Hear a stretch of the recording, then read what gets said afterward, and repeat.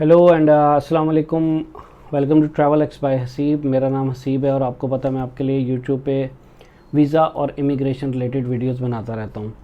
तो आज की जो वीडियो है वो बहुत अच्छी न्यूज़ है, स्पेशली उन लोगों के लिए जो जापान का वीज़ा अप्लाई करना चाह रहे हैं।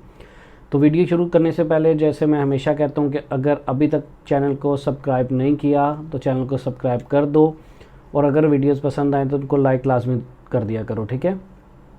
क्योंकि अगर आप चैनल सब्सक्राइब करोगे तो आने वाली वीडियोस आपको इजीली आप तक पहुंच सकेंगी।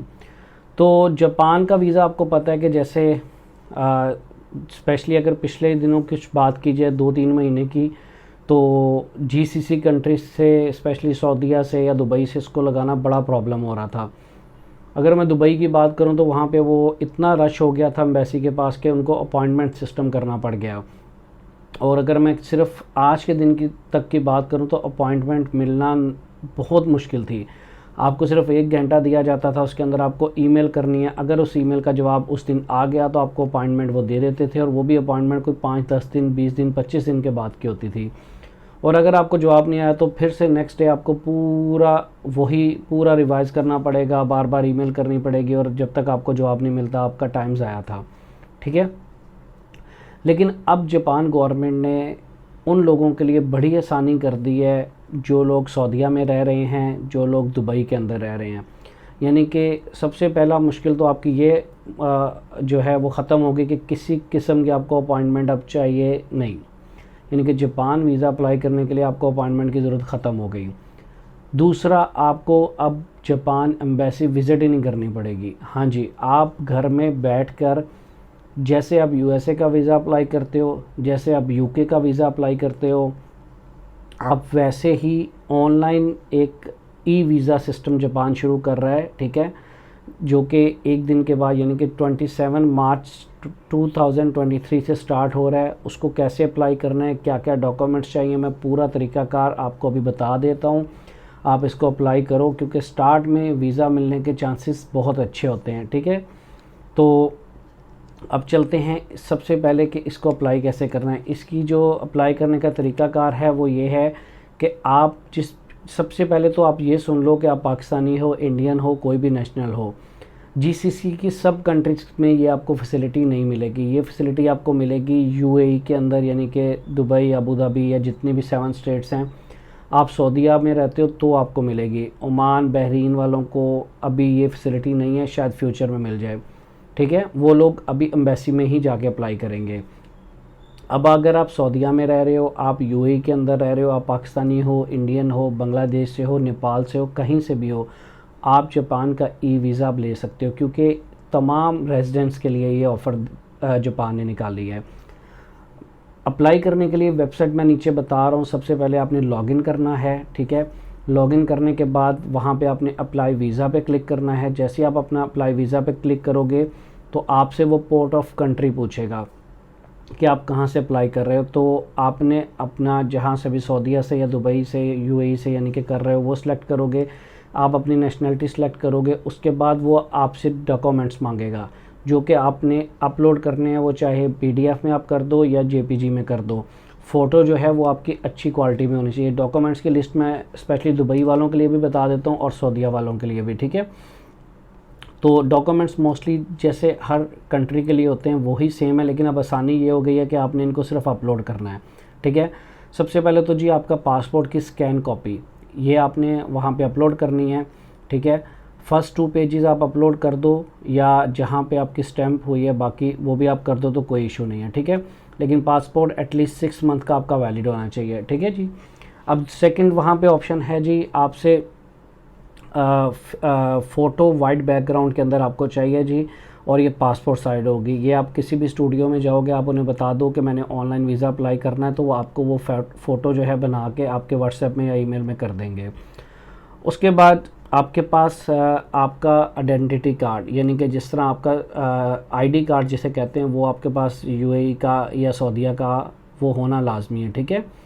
दुबई के अंदर तो मुझे पता है उसकी पीडीएफ कॉपी आपको गवर्नमेंट ही दे देती है, तो आप वो लगा सकते हो, ठीक है। उसके बाद ये आपके पास जो है आपका कंपनी का नो ऑब्जेक्शन लेटर, वो स्कैन कॉपी में चाहिए, जिसके ऊपर पूरा मेंशन हो कि आपकी सैलरी क्या है और आप छुट्टी आपको कंपनी दे रही है, वो सारी डिटेल, नॉर्मल जो एनओसी होता है। और साथ उसके आपकी बैंक स्टेटमेंट या सैलरी स्लिप्स आप लगाएंगे।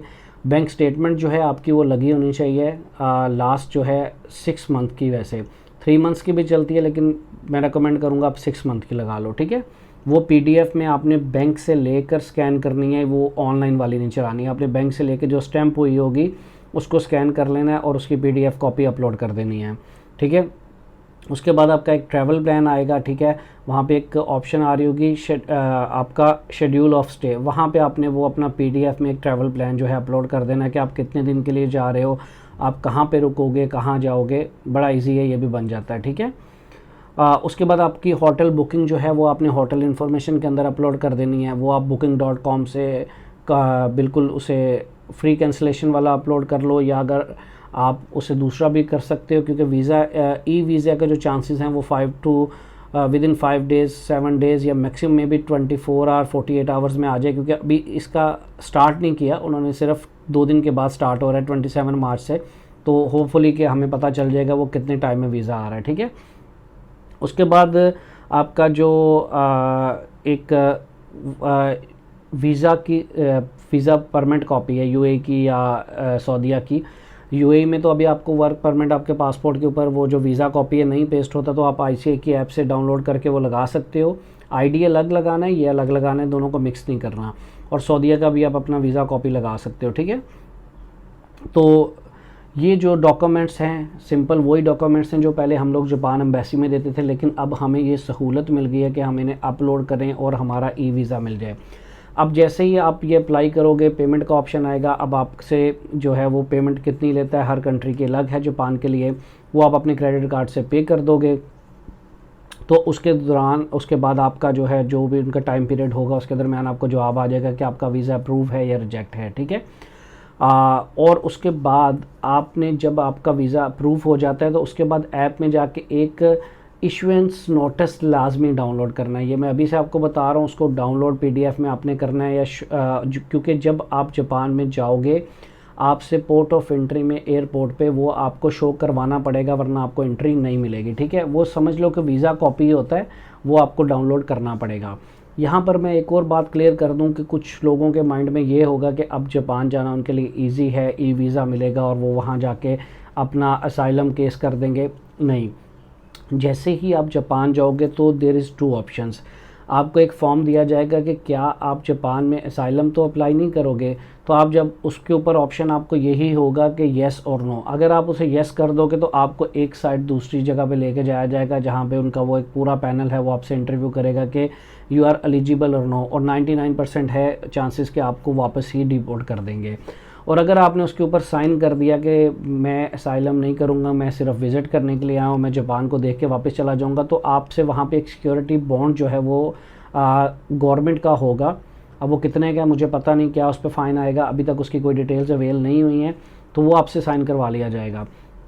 आप जापान में अंदर जाने के बाद अगर इलीगल स्टे करते हो और वहाँ पे अंदर जाके जो सिस्टम है उनका, वहाँ पे जाके अपना पेपर्स के लिए केस कर देते हो कि मुझे वापस नहीं जाना, तो आपको वो भारी जुर्माना किया जाएगा जो आपने एयरपोर्ट के ऊपर वो सिक्योरिटी बॉन्ड को साइन किया था। तो यही रीज़न है कि ई वीज़ा अनाउंस किया जा रहा है, ताकि अब उन्होंने इस चीज़ को मुश्किल बना दिया जो लोग वहाँ पे जाके इनलीगल स्टे करना चाहते थे। काफ़ी कंट्रीज़ अब इनलीगल इमिग्रेंट्स को जो है वो उनके ऊपर टाइट कर रही हैं सिस्टम को, ताकि जो ओरिजिनल विज़िटर है उसकी वीज़ा रेशो बढ़ती जाए और वो लोग आएँ जापान, घूमें फिरें और फिर वापस चले जाएं, ताकि उनकी इकॉनमी को भी ग्रोथ मिले। नो डाउट उनको टूरिज़म से इतना ग्रोथ नहीं मिलता, लेकिन बिज़नेस के लिए लोग जाते हैं। वैसे जापान बहुत खूबसूरत है, घूमने फिरने के लिए लोग जा सकते हैं, ठीक है।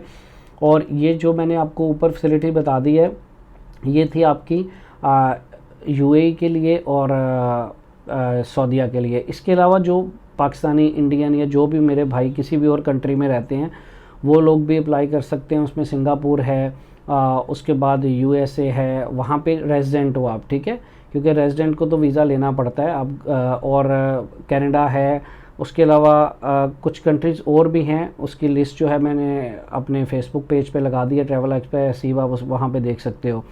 तो अगर मैं बात करूं कि जापान अपना जो सऊदीया से जो लोग जा रहे हैं,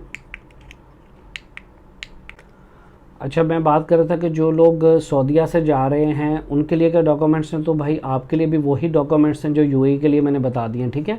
आप जब लॉगिन करोगे आपके सामने आ जाएगा। इसमें सबसे बड़ी मुश्किल ये ख़त्म हो जाएगी कि कौन से डॉक्यूमेंट्स चाहिए कौन से नहीं, जो उनको रिक्वायर्ड है आपने वही अपलोड करने हैं।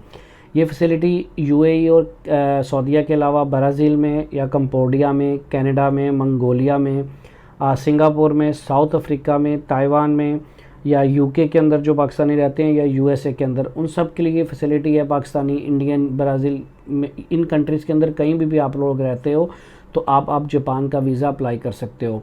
आपको किसी एजेंट की ज़रूरत नहीं है, आपको खुद से अप्लाई करना है, बिल्कुल करो, बहुत आसान है।